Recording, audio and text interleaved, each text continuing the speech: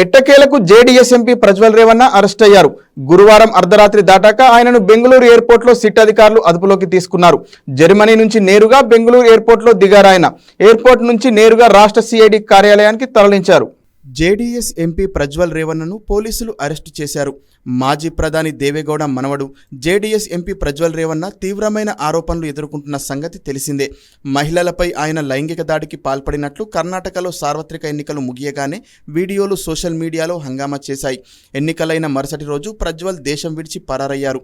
ఈ క్రమంలో పోలీసులు ఆయనపై పలు కేసులు నమోదు చేశారు. ప్రజ్వల్ కోసం బెంగళూరు పోలీసులు తీవ్రంగా గాలించారు. 4 సార్లు నోటీసులు ఇచ్చారు. అందులో బ్లూ కార్నర్, రెడ్ కార్నర్ నోటీసులు ఉన్నాయి. ఈ క్రమంలో రేవన్న పాస్పోర్ట్ రద్దు చేసేందుకు కేంద్ర విదేశాంగ శాఖ చర్యలు చేపట్టింది. చివరకు ప్రజ్వల్ ఫాదర్ తాత దేవేగౌడ్ సైతం నోరు విప్పారు. మే 30న బెంగళూరు రావాలని సూచన చేశారు. కర్ణాటక రాజకీయాలు ప్రజ్వల్ చుట్టూ తిరగడంతో పార్టీ డ్యామేజ్ అవుతుందని భావించారు.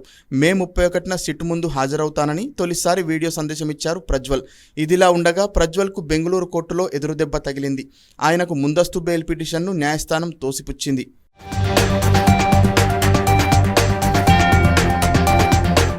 ప్రజ్వల్ వ్యవహారం బీజేపీ జేడీఎస్ మధ్య బంధానికి బీటలు వేసింది. చివరకు బీజేపీ జోక్యంతో ప్రజ్వల్ రేవన్నను పార్టీ నుంచి సస్పెండ్ చేస్తూ మాజీ సీఎం కుమారస్వామి ప్రకటన చేశారు. దీంతో కర్ణాటక రాజకీయాల్లో ప్రజ్వల్ వ్యవహారం కాస్త శాంతించింది. ఇదిలా ఉండగా ప్రజ్వల్ వ్యవహారంలో సిద్ధరామయ్య సర్కార్ ఏం చేస్తుందనేది ఆసక్తి నెలకొంది. ఎందుకంటే సిద్ధరామయ్య మొదట జేడీఎస్ ద్వారానే రాజకీయాల్లోకి వచ్చారు. ఆ తర్వాత ఆ పార్టీకి గుడ్ బై చెప్పేసి కాంగ్రెస్లో చేరారు. ఈ క్రమంలో సిద్ధరామయ్య సర్కార్ కేసు దర్యాప్తులో వెనకడుగు వేస్తుందా లేదా ముందుకు వెళ్తుందా అన్నదే అసలు పాయింట్గా నిలిచింది. మరోవైపు ఈ కేసును సిబిఐకి అప్పగిస్తే ఎలా ఉంటుందనే ఆలోచన కూడా చేస్తున్నారు కర్ణాటక కాంగ్రెస్ నేతలు.